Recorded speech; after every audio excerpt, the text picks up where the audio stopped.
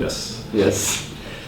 Preston here, and this is Andy Ackerman, who is graciously here today, even though he's got a throat thing going on. But yeah, it's not too bad, right? Not too bad. Why are all my guests sick? Why? Really, I mean, our first one had some stomach thing going down, so. I'm glad it's not that. Yeah.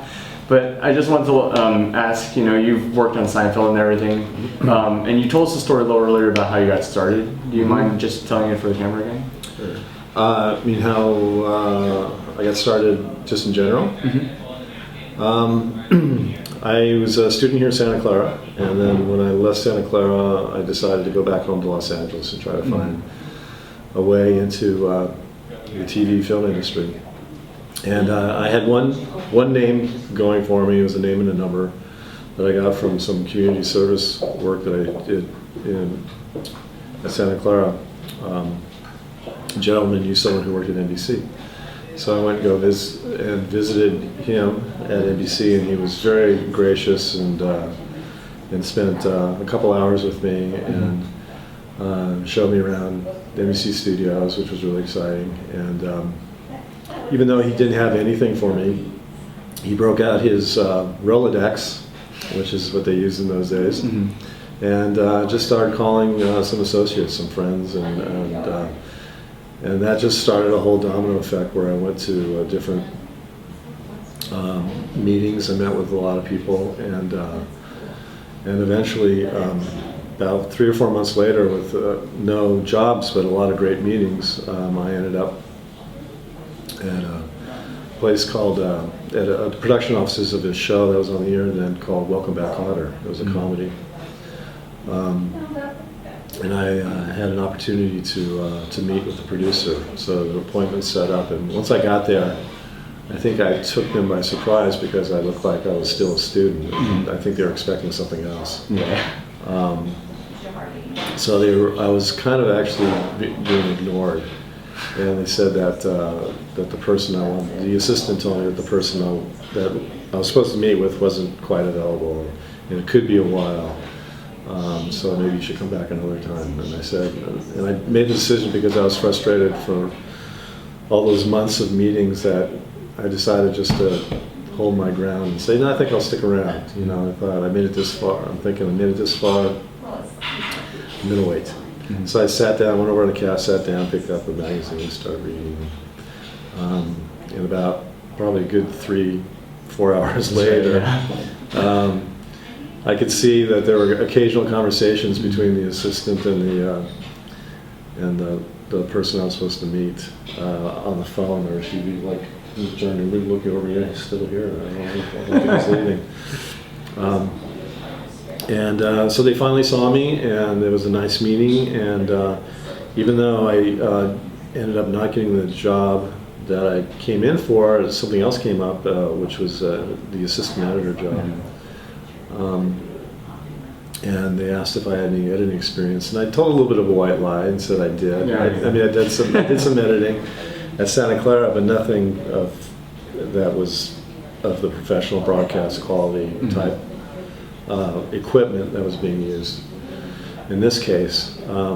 But I got to meet the editor, and even though the editor immediately recognized that I did not know how to edit this particular equipment, I did show her some of my work that I'd done in Santa Clara, and she thought I had the knack that was needed.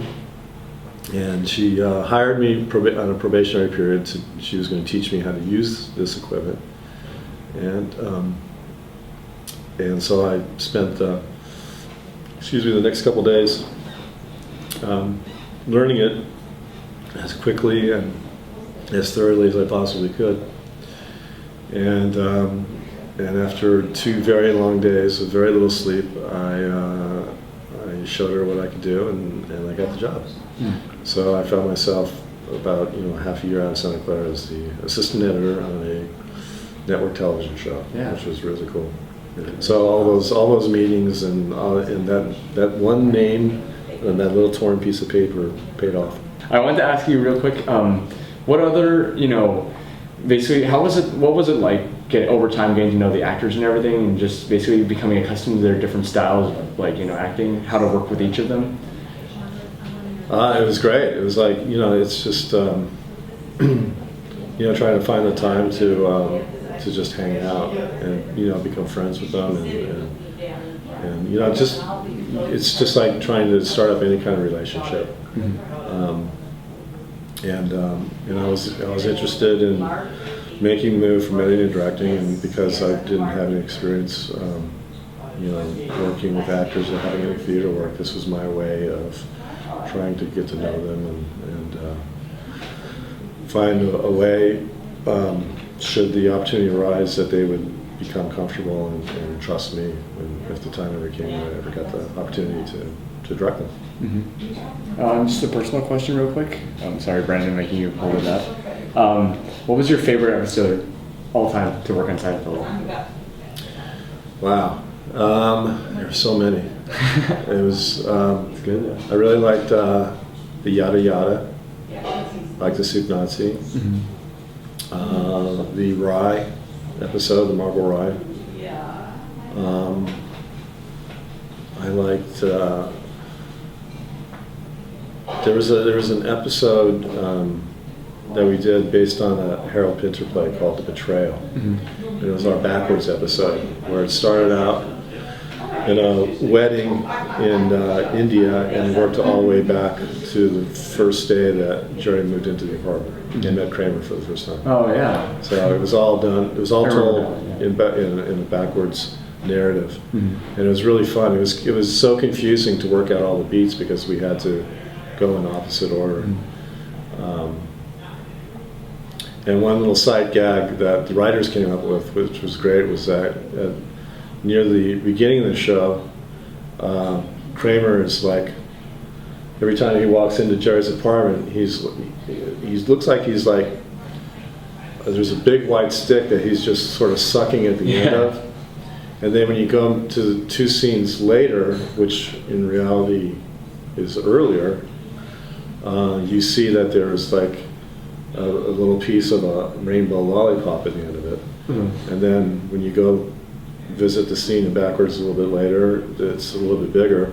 And then there's a reveal when it's revealed 3 scenes earlier or later in the show, where it's revealed where it began, where its original size. And we found this huge lollipop on a stick that he walks in and is like licking. So that was a great little visual bit that the writers came up with. And you shot that one in order, basically from when was it bigger, or did you get different lollipops for that? Or? Yeah, and some things we had to shoot out of order for logistic reasons, so it was hard to keep track. We always had to make sure that we were always working in terms of matching things, and in terms of logic, that we were always, keeping things properly backwards. So it was a little challenging, but it was really fun. Okay, yeah. And just last question, basically. What are you working on nowadays? I mean, after... I just started the show today with an actor named Craig Robinson. Craig Robinson is a stand-up, hilarious guy. He's also a terrific actor. He was in The Office, had a great role in The Office, and he's about to come out with a Hot Tub Time Machine Part 2. Oh yeah, I heard about that. And, and he's funny. He's a wonderful guy. And so we're doing the series together. We're in the middle of making. We started today, and we're going to make 5 episodes. That's the first order, right? Yeah. Guess 5 is your lucky number, right? Yeah. Actually, we did the pilot already, so it'll be 6. Okay, then there we go. Yeah. Okay. Well, I'd like to thank you for your time. Oh, sure. I'm sorry, with all that's a great stuff again too. Okay, that's all right. thank you. I got my tea. Thanks. Okay, awesome.